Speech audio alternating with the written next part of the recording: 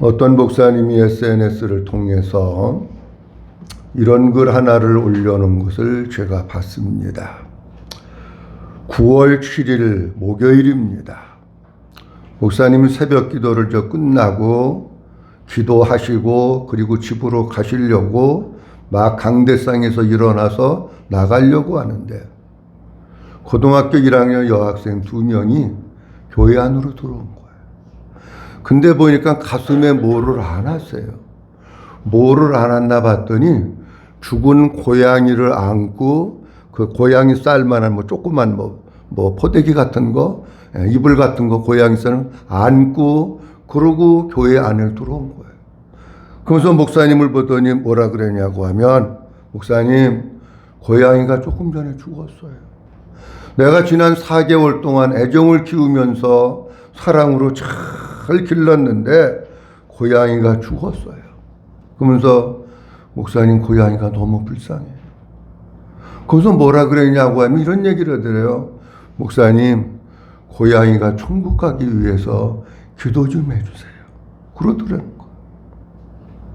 그 목사님이 목회를 40년 하셨는데 40년 목회하면서 생전 처음 듣는, 너무나도 당황스럽고 너무나도 어려운 얘기를 이 학생이 하니까 목사님도 잠시 이게 회로가 끊긴 거예요.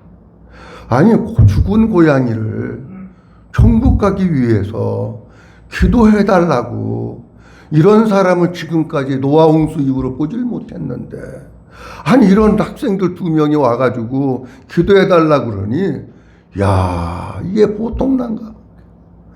그래서 알아보니까 이 여학생들이 시골에서 중학교를 졸업받고 그래도 공부를 잘해가지고, 우리로 이야기하면 도해지로, 안양으로 이야기하면 시골에서 해다가 안양으로 그래도 공부 잘해가지고 고등학교 진학을 했는가 봐요.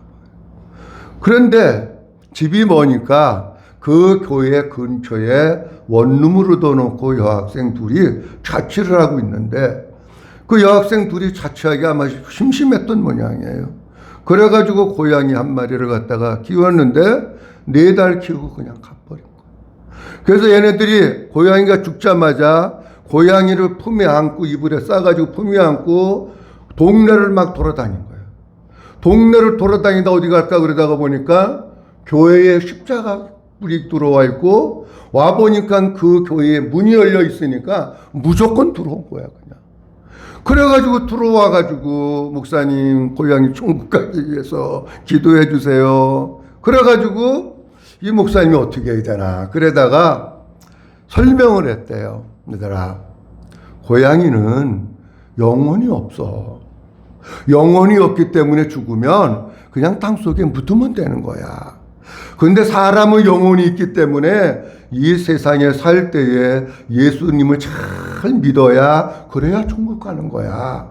그러면서 복음에 대한 이야기를 이렇게 해주고 하니까 얘네들이 얼굴이 그래도 조금 펴지면서 안도하는 것 같더래요. 그러면서 목사님 얘기를 쭉 듣더니, 목사님, 나도 교회 나가고 싶어요. 그러더라는 거예요. 아니, 지난주에 왔는지 안 왔는지 나는 몰라. 내가 청하나에서 안 알아봤으니까. 그래서 학생들을 잠깐 위해서 기도해주고, 그리고 이제 돌려보냈다. 그런 글을 제가 읽어봤습니다. 이 학생들은 복음도 모르고 예수님도 모릅니다. 그런데 여학생들에게 있어서 가장 절박한 문제, 그거는 뭐냐고 할 것 같으면 고양이가 죽은 게 너무 불쌍한 거예요. 그러니까 이 고양이가 어쨌든지 천국에 가면 좋은 거야. 천국, 사람이 죽으면 천국 가고 지옥 간다고 하는 얘기는 어디서 들어가지고, 야, 고양이도 죽으면 천국 가면 좋겠다. 얘네들은 이 고양이가 천국 갔으면 하는 게 절박한 가장 중요한 문제예요. 그러니까 목사님한테 데리고 온 거예요. 자, 오늘 우리가 읽은 마태복음 19장 말씀은 지난주에 제가 앞부분에 대한 말씀을 드렸습니다. 이 젊은 청년, 부자 청년이 예수님께 와서 이렇게 얘기를 합니다. 선생님이요, 내가 무슨 선한 일을 하여야 영생을 얻으리까? 이렇게 물어봅니다. 그러면서 예수님과 대화가 이루어지는데 이 청년은 밑에 나오는 것과 같이 돈이 많은 사람이고 관원이고 권력도 있고 지위도 있고 세상에 부러울 것이 없는, 남부러울 것이 없는, 그야말로 요즘으로 얘기하면 금수저 집에서 태어났는지 일찍 성공한 사람. 그럼에도 불구하고 이 청년 마음 가운데는 뭐가 있었느냐고 하면 영적인 목마름이 있었고 내가 뭔가 꼭 해결해야 될 절박한 문제가 있었던 겁니다. 그래서 이 청년은 예수님께 나와가지고 내가 무엇을 하여야 영생을 얻을 수 있는지를 물어보는 겁니다.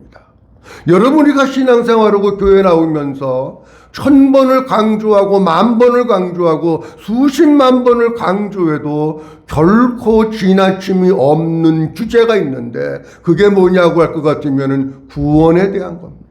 지난주에 말씀드렸습니다마는 이 부자 청년이 예수님께 찾아온 문제는 마태복음, 마가복음, 누가복음, 공관복음, 세복음서에 다 나옵니다. 공관복음, 세복음서에 다 나온다는 이야기는 어떤 의미냐고 할 것 같으면은 예수님께서 이 청년에 대한 문제를 얘기하시면서 정말 우리에게 있어서 가장 중요한 문제는 구원에 대한 문제, 영생에 대한 문제라고 하는 것을 우리에게 말씀해 주고 있는 거예요. 근데 우리가 구원을 받으려면 반드시 뭐가 필요하느냐고 하면 하나는 복음이라고 하는 거, 그리고 믿음이라고 하는 게 필요한 거예요. 믿어야 구원받는데 믿음의 내용이 뭐냐고 하면 아무거나 그냥 믿는 게 아니에요. 옛날에는 그냥 믿어라 그래가지고 그냥 뭐 아멘 아멘 그랬는데 요새는 아니 믿으라고 그랬는데 뭘 믿냐는 거예요, 여러분. 믿음의 내용이 있어야 되는데 믿음의 내용을 현대인들은 잘 모르는 거예요. 그냥 예수님 믿어라. 아니 예수님 믿는 게 뭐냐고요. 예수님도 이 세상에 계실 때 베드로의 신앙 고백을 들으시고 십자가의 죽으심과 부활을 3번 말씀하셨고, 사도 바울도 복음을 전하면서 이 복음의 핵심은 내가 그리스도로부터 받은 것이고 주님의 복음인데 그것은 예수 그리스도의 십자가의 죽으심과 부활이라고 얘기합니다. 그것은 믿어야 되는데 믿는다고 하는 것은 뭐냐? 믿는다고 하는 것은 그분이 내 안에 들어오시는 걸 얘기하는 거예요. 다시 말씀드리면 믿음이라고 하는 것은 한번 따라합니다. 예수님을 내 안에 주인으로 영접하는 것입니다. 잘 보세요. 믿음이라고 하는 게 뭐라고요? 예, 아주 잘하셨습니다. 한번 따라합니다. 예수님을 내 안에 왕으로 영접하는 것입니다. 영접해야 예수님이 내 안에 들어오시는 거예요. 그래서 우리가 구원받는 것은 구원자 되시는 예수 그리스도 하나님의 아들이 내 안에 들어오셔서 나와 함께 살 때 내가 구원받는 거지 교회 다녔다고 구원받는 게 아니라는 거예요. 우리가 구원에 있어서 잘 생각해 봐야 될 게 뭐냐고 하면 내가 믿고 있는가 알고 있는가, 이걸 잘 알으셔야 돼요. 어떤 사람은 교회 와서 설교도 많이 들어서 많이 알아. 그거는 아는 거지 믿는 게 아닙니다. 믿고 있는 것과 알고 있는 것을 정확히 구분하지 않으면, 사도 바울은 아는 것과 믿는 것이 하나가 되어 이렇게 말씀하고 있걸랑요. 우리가 알고 있는 게 머리에 속하는 것이라고 하면 믿는다고 하는 것은 마음에 속한 거예요. 아는 것과 믿는 것이 하나가 되어 아는 것이 마음으로 내려와서 이 안에 복음이 있고 이 안에 그리스도가 있고 이 안에 주님이 계셔서 그분과 함께 내가 지금 살고 있느냐, 아니면 나는 그냥 지식으로만 알고 있느냐. 그 지식으로 알고 있는 것을 우리는 어떻게 생각하느냐고 하면 구원 받았다고 생각하는 경우가 너무 많아요. 제가 가끔 우리 목사님들에게 복음을 전할 때가 있습니다. 근데 목사님들의 반응은 뭐냐고 하면 다 알고 있는 겁니다. 아니 그거를 마음으로 믿어서 내 주님의 생명이 내 안에 있어야 되는데 마음으로 믿는 게 아니고 알고 있는 걸 믿는 거라고 착각하고 있는 겁니다. 그러면 잘 보십시오. 알고 있는 사람과 믿는 사람의 차이점이 뭐냐? 알고 있는 사람은 신앙생활에 변화가 없습니다. 알고 있는 사람은 성숙하지 않고 주님을 닮아가지 않습니다. 그런데 믿는 사람은 내적인 변화의 역사가 나타나면서 그것이 외적으로 모습을 드러나는 겁니다. 아니, 믿고 있는데, 내 속에 그리스도가 있는데 내가 변화되지 않았다고 하면 그것은 가짜일 가능성이 많습니다. 아는 사람은 변화가 없습니다. 말도 잘합니다. 판단도 잘합니다. 지적도 잘합니다. 아주 그냥 뭐 비판도 잘합니다. 다 잘해요. 근데 뭐가 없느냐? 그 사람의 삶의 모습, 신앙생활하는 모습을 보면 변화가 없습니다. 10년 전이나 지금이나 똑같습니다. 그런데 믿는 사람들은 내 안에 그리스도가 계시기 때문에 그 사람은 뭔가 점차적으로 내가 지금 변화되고 있다고 하는 것을 사람들에게 얘기하고 내가 이렇게 변화됐다고 하는 것을 사람들에게 간증을 합니다. 여러분, 그러니까 바울은 아는 것과 믿는 것이 하나가 된다고 말씀합니다. 우리 사랑하는 성도님들, 10,000번을 강조해도 결코 지나침이 없는 거, 구원에 관한 겁니다. 영생에 관한 겁니다. 오늘 본문 말씀, 이 부자 청년이 뭐가 부족해서 예수님께 왔겠습니까? 구원 받으려고 온 겁니다. 자, 오늘 이런 본문에 있는 말씀을 중심으로 해서 지난주에 이어서 더 말씀을 좀 드리려고 합니다. 첫째로는 구원은 율법을 지켰다고 받는 것이 아닙니다. 한번 따라합니다. 구원은 율법을 지켰다고 받는 것이 아닙니다. 구원은 율법을 지켜서 받는 게 아닙니다. 오늘 본문 말씀 16절 말씀 보면 어떤 사람이 주께 와서 이르되 선생님이여, 그 다음 봅니다. 시작. 내가 무슨 선한 일을 행하여 영생을 얻으리까? 아주 중요한 말씀인데 한번 따라합니다. 내가 무슨 선한 일을 하여야 무슨 선한 일을 하여야 영생을 얻을 수 있습니까? 영생을 얻을 수 있습니까? 그러면 잘 들어보세요. 이 말씀 가운데 아주 중요한 게 있어요. 내가 무슨 선한 일을 해서 영생을 얻는다면, 자, 대답을 잘 하셔야 됩니다. 품삯입니까? 은혜입니까? 너무 어렵게 생각하지 마세요. 내가 무슨 선한 일을 열심히 하고 땀을 흘리고 뭐를 해서 구원을 받았다면 그게 삭시냐 은혜냐 묻는 거예요. 은혜예요? 품삯이에요? 품삯이에요. 내가 선한 일을 해서 구원을 받고 내가 선한 일을 열심히 해서 영생을 얻었다면 그거는 은혜가 아니고 품삯입니다. 그러니까 이건 구원이 아닙니다, 여러분.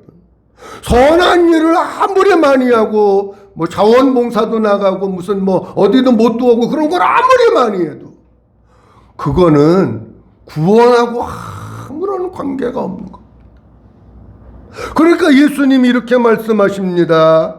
내가 어찌해서 선한 일을 내게 묻느냐 하면서 내가 생명에 들어가려면 계명을 지켜야 된다. 그렇게 얘기를 해요. 그러니까 예수님이 이렇게 이렇게 18절서부터 보면 이렇게 말씀합니다. 18절, 19절, 20절까지 봅니다. 시작. 이르되 어느 계명이 오니까 예수께서 이르시되 살인하지 말라, 간음하지 말라, 도둑질하지 말라, 거짓 증언하지 말라, 내 부모를 공경하라, 내 이웃을 내 자신같이 사랑하라 하신 것이니라. 그 청년이 이르되 이 모든 것을 내가 지켰사온데 아직도 무엇이 부족하니까. 아멘. 잘 보세요. 이 청년 훌륭해요? 안 훌륭해요? 훌륭하죠. 예수님, 내가 계명을 다 지켰습니다. 무슨 계명을 지켰느냐? 살인하지 말라, 도둑질하지 말라, 간음하지 말라, 거짓 증언하지 말라, 내 부모를 공경하라, 내 이웃을 사랑하라고 하는 이 모든 계명을 내가 다 지켰습니다. 다 지켰는데도 불구하고 아직도 내게 무엇이 부족한 것이 있습니까? 이렇게 물어보. 자, 그런데 이런 얘기입니다. 누가 지켰다고요? 에? 한번 따라합니다. 내가 지켰사온 줄. 복음은 내가 지키는 게 아닙니다, 여러분. 복음은 주님이 그렇게 지킬 수 있는 믿음을 주시고 은혜를 주시고 힘을 주셔서 지킨 거기 때문에 내가 지킨 것이 아니라 주님이 지키게 해 주신 겁니다. 이해가 되셨으면 아멘. 주님이 지키게 해 주신 거지 내가 지킨 게 아닙니다. 근데 많은 사람들이 뭐를 지키면 복음을 모르니까 내가 자꾸 뭐를 했다고 얘기해. 내가 무슨 40일 금식 기도도 해가 내가 뭐 100일 철야도 하고 내가 성경도 50번 읽고 내가 무슨 병든 자도 고치고 내가 뭐 교회도 3개 짓고 뭐 다 내가 했다고 그래. 그렇게 해서 구원을 얘기한다면 그것은 보상이고 품삯이지 하나님의 은혜가 아닙니다. 여러분들이 한 거 아무것도 없습니다. 뭐 했습니까? 다 주님이 할 만한 은혜를 주셨고 믿음을 주셨고 할 만한 능력을 주셨기 때문에 주님이 하신 것이지. 어떻게 내가 뭐를 합니까? 내가 한 건 없습니다. 다 주님이 하신 것입니다. 믿어주시면 주님이 한 겁니다. 그러면서 이렇게 얘기합니다. 아직도 부족한 것이 있습니까?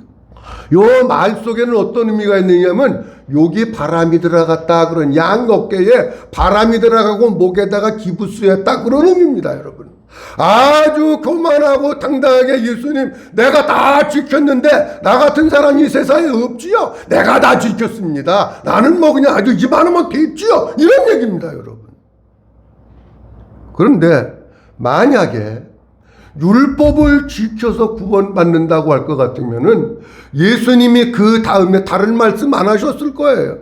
야, 너 참 대단하다. 어떻게 그걸 다 지켰냐? 나는 2가지밖에 못 지켰는데 너 참 훌륭하다. 너 율법을 잘 지켜서 구원받았으니까 아무 걱정하지 말고 그냥 집에 가. 됐어, 너 합격. 이러고 보냈을 거예요.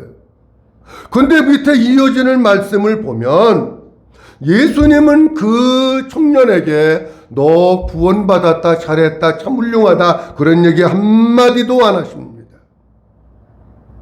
만약에 율법을 지켜서 구원을 받았다고 하면 그것은 앞서 말씀드린 대로 하나님의 은혜도 아니고 하나님의 선물도 아니고 내가 일해서 받은 품삯입니다.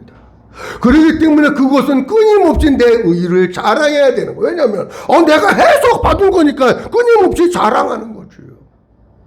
한번 따라합니다. 복음은 예수님을 자랑하고 크게 따라해봐요. 복음은 예수님을 자랑하고 율법은 나를 자랑합니다. 율법과 복음의 차이를 잘 알으셔야 돼요. 복음은 예수님을 자랑해. 사도 바울이 언제 자기 자신 자랑했나요? 나는 십자가를 자랑하고 오직 예수님만 자랑하고 예수님만 알기를 원한다 그랬잖아요. 근데 율법은 끊임없이 내가 뭐를 했기 때문에 내가 뭐를 했고 내가 뭐 했고 내가 뭐 했고 자꾸 자기 자랑하는 거야. 그게 복음을 몰라서 그러는 거예요. 그런데 여러분 우리가 율법을 지켜도 하나님 앞에 구원받을 수 없고 율법을 다 지킬 사람은 이 세상에 아무도 없습니다. 그러니까 율법으로는 구원받을 수 없는 거예요. 로마서 3장 20절 말씀에 보면 이렇게 말씀하고 있습니다. 로마서 3장 20절 말씀 나같이 봅니다. 그러므로 시작. 그러므로 율법의 행위로 그의 앞에 의롭다 하심을 얻을 육체가 없나니 율법으로는 죄를 깨달음이니라. 아멘. 율법의 행위로는 그의 앞에 의롭다 하심을 얻을 육체가 있다고요? 없다고요? 없습니다. 우리 주님께로부터 의롭다 하심을 얻어야 구원받는 거예요. 이 얘기는 율법의 행위로는 의롭다 하심을 얻을 육체가 없다고 하는 말은 율법을 지켜서는 구원받을 육체가 아무도 없다는 겁니다. 자랑할 것도 없고 아무것도 없는 겁니다. 자, 그리고 이 청년을 보면서 제가 이런 생각이 들었어요. 여러분 10계명이 전부 몇 개입니까? 네? 10개. 크게 얘기해봐요. 몇 개요? 10개. 힘을 다해서. 그런데 지금 이 청년이 지켰다고 하는 것은 하나님과의 계명이 있고 사람과의 계명이 있는데 사람과의 계명만 지킨 거예요. 그렇죠?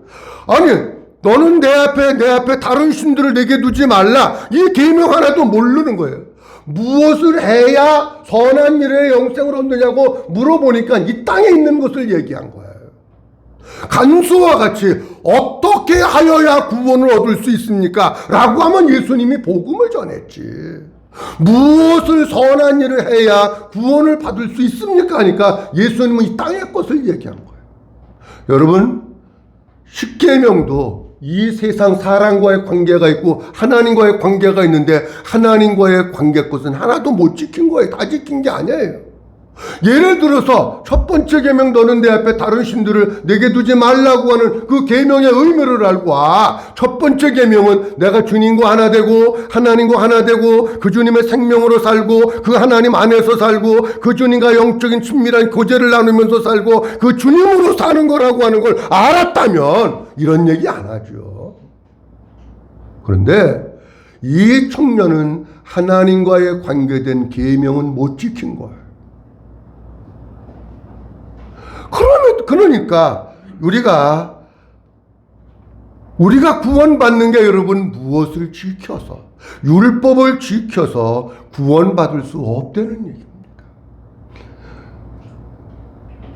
에베소서 갈라디아서 2장 16절에 볼 것 같으면은 뭐라고 말씀하고 있느냐고 하면 오직 예수 그리스도를 믿음으로 말미암아 구원은 율법으로 행위를 받는 것이 아니라 예수 그리스도를 믿음으로 말미암아 받는 거예요. 믿어주시면 하면 예수 이외에는 구원이 없는 거예요. 둘째로는 죄물보다 더 좋은 보화인 구원의 가치를 깨달아야 합니다. 죄물보다 더 좋은 보화인 구원의 가치를 깨달아야 됩니다. 한번 따라합니다. 재물보다 더 좋은 보화인 구원의 가치를 깨달아야 한다.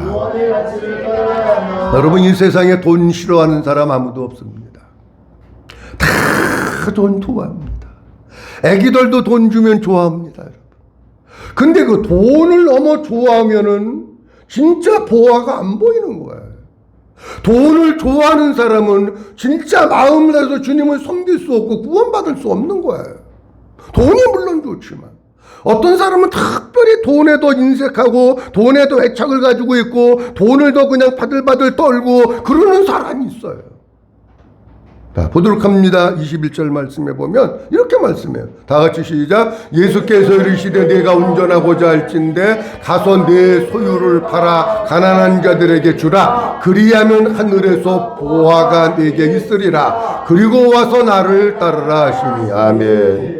내가 뭐 부족한 거 있습니까? 나 정도 이런 나 같은 사람은 없지요. 그러니까 예수님이 뭐라 그러시냐고 하면 내가 운전하고자 할진대 가서 내 뭐를 팔아? 소유를 팔아. 내 재물을 팔아. 가난한 자들에게 주라. 그리하면 하늘에서 뭐가 있으리라고요? 보화가 있다는. 그리고 와서 나를 따르라는. 돈 많은 부자 청년은 이 세상에서 가장 최고가 돈인 줄 알았습니다. 돈보다도 더 좋은 것이 무엇인지 몰랐던 거예요.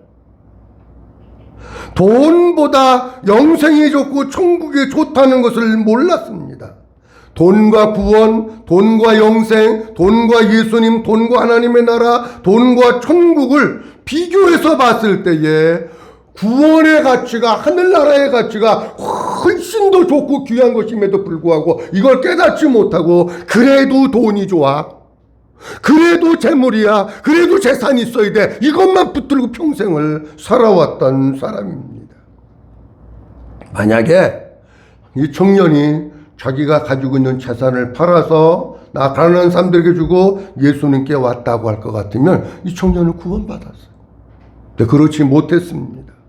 여러분, 이 세상에서 돈보다 훨씬 더 좋은 것이 예수님, 이 세상에서 돈보다 훨씬 더 좋은 것이 영생이고, 이 세상에서 돈보다 훨씬 더 좋은 것이 구원이고 천국이고 하나님의 나라인 것을 믿으시기를 주의 이름으로 축원합니다. 이게 돼야 구원을 받는 거예요. 이게 돼야.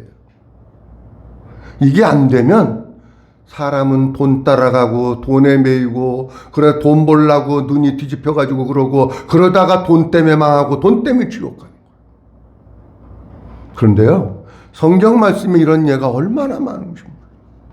제가 짧은 시간 다 말씀드릴 수는 없지만 조금만 말씀드리려고 합니다. 누가복음 19장 말씀에 보면은 구원받은 삭개오에 대한 말씀이 나옵니다. 근데 구원받은 삭개오나 이 젊은 청년이나 같은 점이 있습니다. 잘 보십시오. 2절 말씀 나같이 옵니다. 시작. 삭개오라 이름하는 자가 있으니 세리장이요 또한 부자라. 조금 아까 그 청년도 돈이 많은 관원이야. 이 삭개오도 세리장이요. 그 유대 나라의 유대 나라에서 로마를 위해서 걷는 모든 세금을 다 삭개오가 걷어들여. 그래가지고 지 마음이야. 얼마 드리면 될까요? 로마에. 뭐 예를 들어서 5억 그럼 10억 걷어가지고 5억 주고 5억은 내 주머니에다 넣으면 되는 거야. 여러분 이 사람에게 있어서 돈 버는 거는요 땅 짓고 헤엄치는 것보다 더 쉬워. 우리는 돈 벌으려면 애쓰고 용쓰고 새벽에 나가고 뭐 마각 막노가다 하고 그냥 막 회사에 가서 또 싫은 소리 막 듣고 눈치 보고 아니 그러고 조금 버는 것도 힘든데 이 사람에게 있어서는 그냥 영수증만 써서 주면은 돈이 그냥 들어오는 거야. 세금 고지서만 나오면. 이 사람 작년에 100만 원 냈는데 이번에 300만 원. 300만 원 내야 돼요. 안 내면 기한지 않으면 과태료 물어.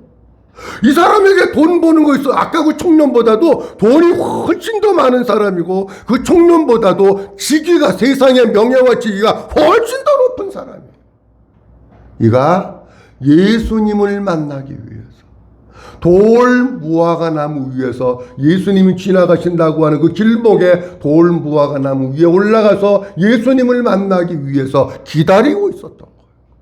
예수님이 지나가시다가 그 앞에 발걸음을 멈추시더니 나는 삭개오는 예수님에게 명함 한 번 준지도 않았는데 이름 한 번 안 알려줬는데 예수님이 돌 무화과 앞에 탁 무화과 나무 앞에 서시더니 삭개오야 내려오너라.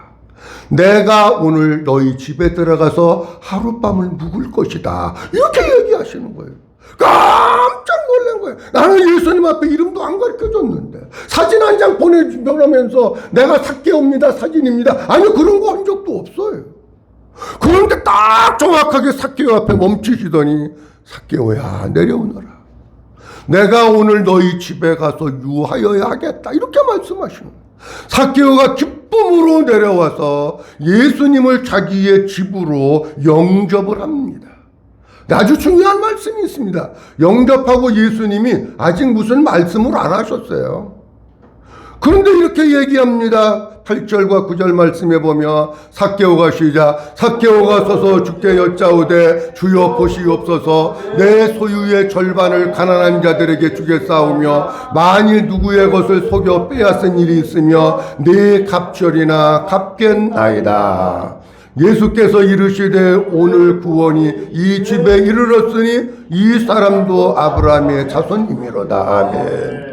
아니 예수님이 아직 뭐 별 말씀 안 하셔서 성경의 내용을 보면 그런데 삭개오가 먼저 얘기하는 거야. 주님 보시옵소서 내 소유의 절반을 팔아서 가난한 사람에게 줄 것이고 만일 누구의 것을 속여서 빼앗은 일이 있으면 4배나 갚겠습니다. 무슨 얘기냐고 하면 내 재산 다 내놓겠다는 얘기. 아니 어떤 사람은 부자 청년은 예수님이 그것을 팔아서 가난한 사람들에게 주고 그리고 와서 나를 쫓으면 구원받는다고 했는데 삭개오는 그런 얘기도 안 하셨어. 너 재산 다 팔아서 반은 팔아서 가난한 사람들에게 주고 누구 거 떼먹은 거 속여서 더 취한 거 있으면 갚아 그거 팔아가지고 4배나 갚어. 아이고 예 알았습니다. 예수님이 뭐 말씀하시려면 뭐 그렇게 해야지요. 뭐 속은 조금 쓰지만요. 이런 거 아니야. 그런 거예요. 그런데 보십시오. 9절 말씀이 이렇게 말씀하고 있습니다. 삭개오가 그렇게 예수님이 말씀하셔요. 오늘 구원이 이 집에 이르렀으니. 무슨 얘기냐고 하면 이 집에 이르렀다는 게 무슨 초가집 얘기하고 아파트 얘기하고 뭐 빌라 얘기하고 그런 얘기가 아니라 오늘 구원이 내 마음속에 임했다는 거예요. 구원받 앞에 영접하고는 그랬잖아요. 자기 집으로 영접했다고 하는 의미는 예수님을 마음 가운데 영접했다는 얘기예요. 아니 뭐 집에 영접하는 게 그건 뭔 의미가 있습니까 여러분? 이 집이 구원받는 게 뭐 아파트가 구원받는 겁니까? 아니잖아요. 이거를 팔으니까 예수님이 주시는 구원보다 더 귀한 게 이 세상에도 없는 거예요. 거야. 그러니까 그거 팔고 구원을 얻은 거야. 이런 말씀이 성경에 많이 있는데 마태복음 13장에 보면 우리 예수님께서 천국에 대한 비유를 말씀하시는 중에 두 가지를 말씀하십니다. 하나는 밭에 감추인 보화에 대한 말씀을 하시고 또 하나는 좋은 진주를 찾아 나서는 진주 장사에 대한 말씀을 하셔요. 그러면서 이렇게 말씀하십니다. 44절 보도록 합니다. 시작. 천국은 마치 밭에 감추인 보화와 같으니 사람이 이를 발견한 그 숨겨두고 기뻐하며 돌아가서 자기의 소유를 다 팔아 그 밭을 사느니라. 아멘. 천국은 마치 밭에 감추인 보화와 같아. 여러분 요새는 돈을 은행에다 넣잖아요. 사실 이제 은행도 믿을 때는 지나갔어요. 은행도 못 믿어요. 은행도 지금 부도가 나니까. 그러니까 정부에서 얼마까지 보장해준다 이런 얘기를 왜 합니까? 은행도 부도 난다 그런 얘기예요. 그 옛날에는 어떻게 했느냐면 기중품이나 돈이나 보화 같은 거를 항아리 같은 데다 담아서 땅속에다 묻은 거 땅속 은행이야. 근데 어떤 사람이 그 밭에서 일하다가 보니까 그 밭에 보화 항아리가 있는 것을 발견한 거예요. 가난한 사람이니까 너네 집 일 하겠죠. 그걸 아무한테도 얘기 안 하고 싹 덮어놓고 와서 자기 집에 있는 모든 소유를 다 팔아가지고 밭을 샀다는 거예요. 천국에 대한 비유입니다. 천국보다 더 귀한 보화가 없는 거야.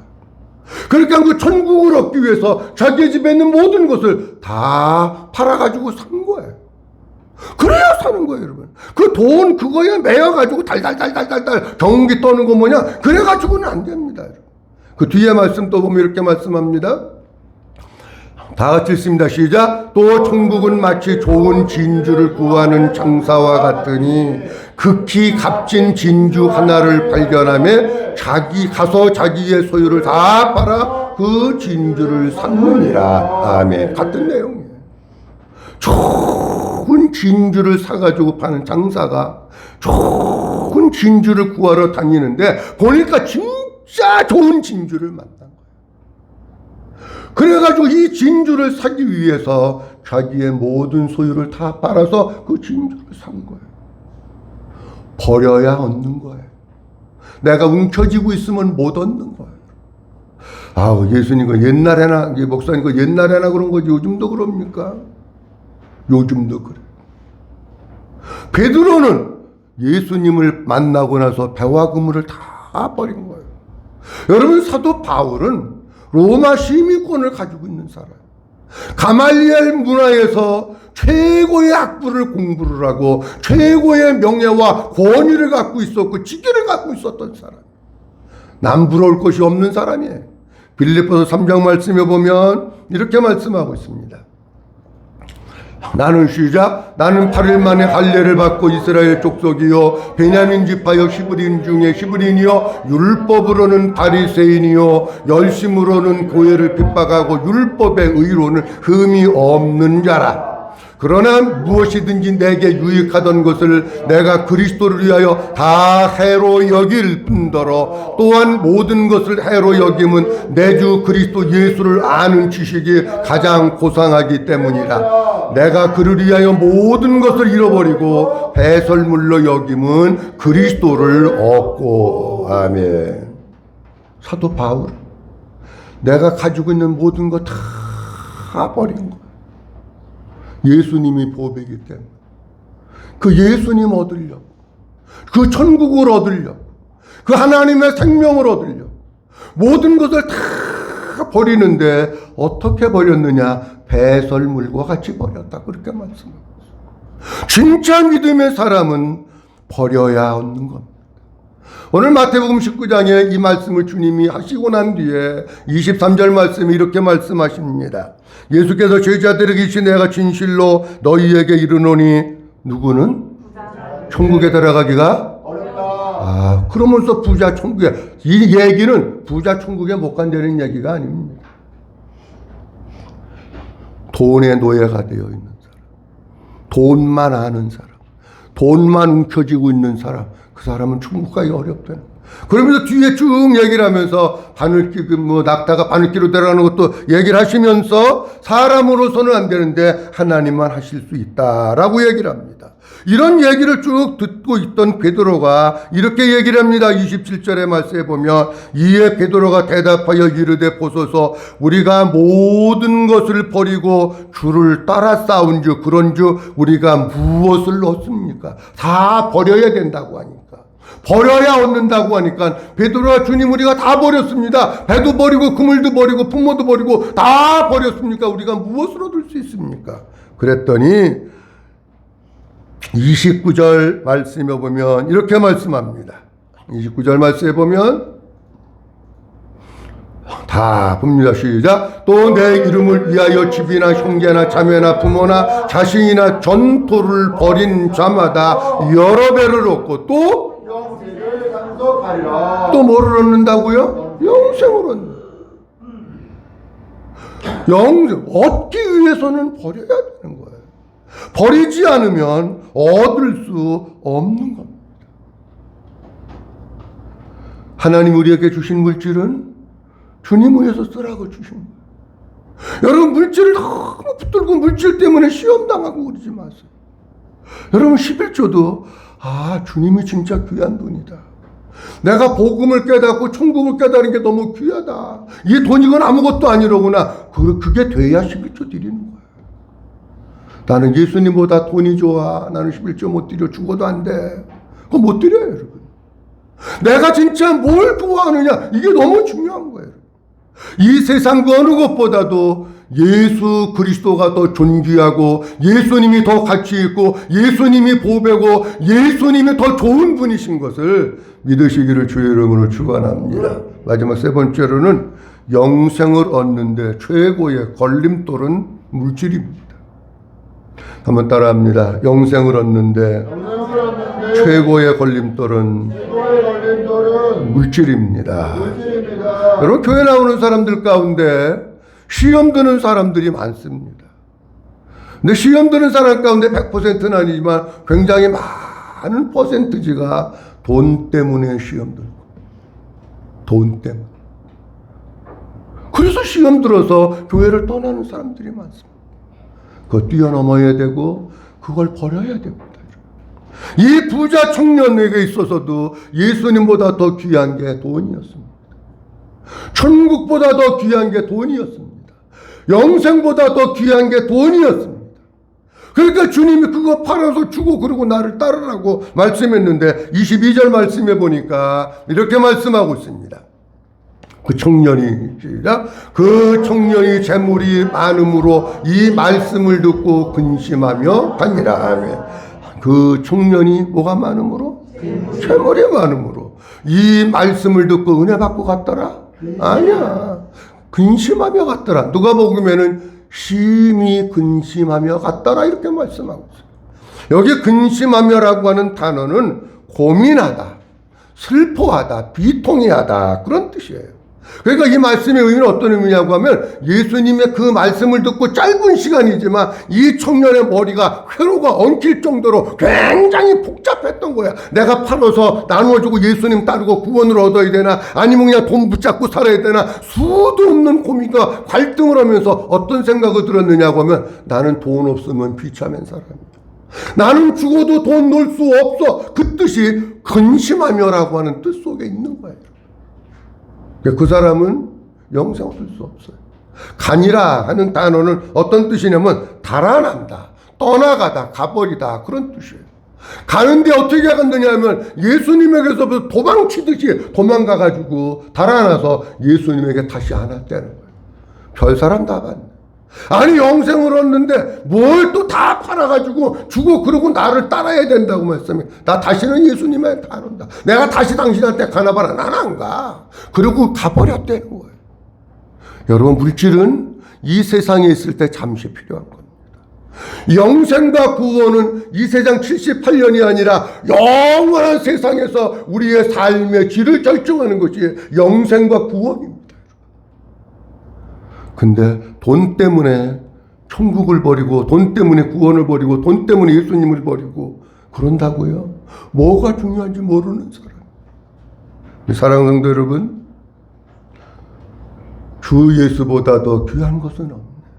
이 세상 물질, 명예, 권세, 재물 이 모든 것보다도 주님을 더 사랑하고 더 귀하게 여기고 더 보배와 같이 여기는 믿음의 사람들이 될 수 있기를 주의 이름으로 축원합니다. 자, 오늘 본문 말씀 보면서 이런 말씀을 드렸습니다. 율법을 지켜서 구원받을 수 없다. 재물보다 더 좋은 보화인 구원의 가치를 깨달아야 버릴 수 있는 거예요. 우리가 구원받는 데 있어서 가장 최고의 걸림돌은 돈이고 재물입니다. 우리 사랑하는 성도님들, 돈보다도 주님 더 사랑하고 돈보다도 천국을 더 귀하게 여기고 영생을 귀하게 여기고 구원을 귀하게 여기면서 돈이 우리의 신앙생활하는데 걸림돌 된 것이 아니라 온 마음 다해서 주님 사랑하고 주님을 더 존귀고 주님으로 만족하면서 구원의 감격 속에서 사는 우리 모든 성도들이 될 수 있기를 주님의 이름으로 축원합니다. 기도합니다. 전능하신 아버지 하나님 은혜를 감사합니다. 이 세상에 살고 있는 사람들은 돈이 최고인 줄 알고 돈이 가장 좋은 것으로 알고 그러고 살고 있습니다. 우리 주님, 부자 청년에 대해서 말씀을 하시면서 율법을 지켜서는 구원받을 수 없다고 말씀하십니다. 율법을 지켜서 구원받은 것은 은혜가 아니고 삭시입니다. 그리고 돈보다 더 귀한 구원의 가치를 깨달아야 우리는 버릴 수 있습니다. 우리 사랑하는 성도들 영적인 분별력을 주셔서 돈보다 예수님이, 돈보다 천국이, 돈보다 구원이, 돈보다 영생이 더 소중함을 알아 아버지 하나님 그것으로 우리 주님을 사는 저희들 되게 하시고 바울과 같이 예수님을 위해서 모든 것을 다 버리고 그리스도를 얻고 그리스도로 사는 성도들 되도록 축복해 주시옵소서. 영생을 얻는데 가장 최대의 걸림돌은 돈이고 물질입니다. 물질이나 돈 때문에 넘어지지 말게 하시고 그 모든 것들이 주님을 섬기는 데 있어서 아름답게 쓰임받게 하시고 그것을 뛰어넘어 오직 주님을 더 사랑하고 주님을 더 귀하게 여기며 날마다 주님으로 만족하면서 사는 우리 모든 성도들 되도록 축복해 주시옵소서. 모든 영광 아버지께 올려드리옵고 주 예수 그리스도의 이름으로 기도하옵나이다. 아멘.